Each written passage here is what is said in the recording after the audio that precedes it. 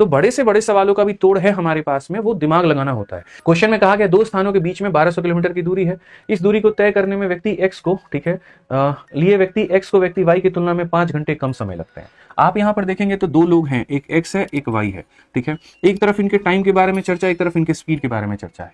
तो मेरे भाई कहा गया कि एक्स को वाई की तुलना में 5 घंटे कम लगते हैं। इसको मेरे भाई यहां पर कितना घंटा कम लगता है, तो 5 घंटे कम लगता है। और कहा गया क्योंकि व्यक्ति वाई की औसत चाल एक्स की औसत चाल की तुलना में 40 किलोमीटर कम है, यहां पर इसकी जो चाल है मेरे भाई यहां पर कम है, ठीक है। सीधी सी बात है, क्योंकि वाई की औसत चाल एक्स की चाल से कम है, वाई का जो स्पीड है वो कम है, ठीक है। तो इधर से एरो घूमता है तो -5, तो उल्टा एरो घूमेगा तो क्या हो जाएगा, +5 भी हो जाएगा। आप यहां पर ऐसे एरो घुमा दो तो 5 यहां पर बढ़ जाएगा। इससे आप रिलेट कर पाओगे कि इस व्यक्ति की स्पीड कम है इसीलिए इसको टाइम ज्यादा लग रहा है। आप ऐसे रिलेट कर पाओगे यहाँ पे, ठीक है।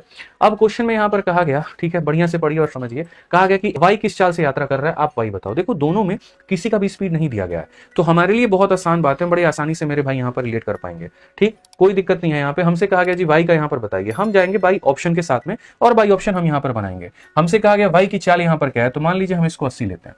अगर वाई की चाल मेरे भाई 80 है तो यहाँ पर जो है इससे ये 40 ज्यादा होगा, यानी 120 होगा, ठीक है। और 120 होगा तो मेरे भाई समय कितना लगेगा, आप मुझे ये बताओ। तो बोलोगे सर देखो टाइम बराबर में क्या होता है, डिस्टेंस अपॉन में क्या होता है, स्पीड होता है। तो 1200 में यहाँ पर इसको ले जाओगे तो ये कितने घंटे में काटेगा, 10 घंटे में। और मेरे भाई 1200 में यहाँ पर ये 80 के साथ में जाएगा तो ये कितने घंटे में, 15 घंटे में। तो क्या मेरे भाई यहाँ 10 से 5 ज्यादा है, हाँ जी ज्यादा है, तो ऑप्शन नंबर 1 क्या होगा, करेक्ट आंसर।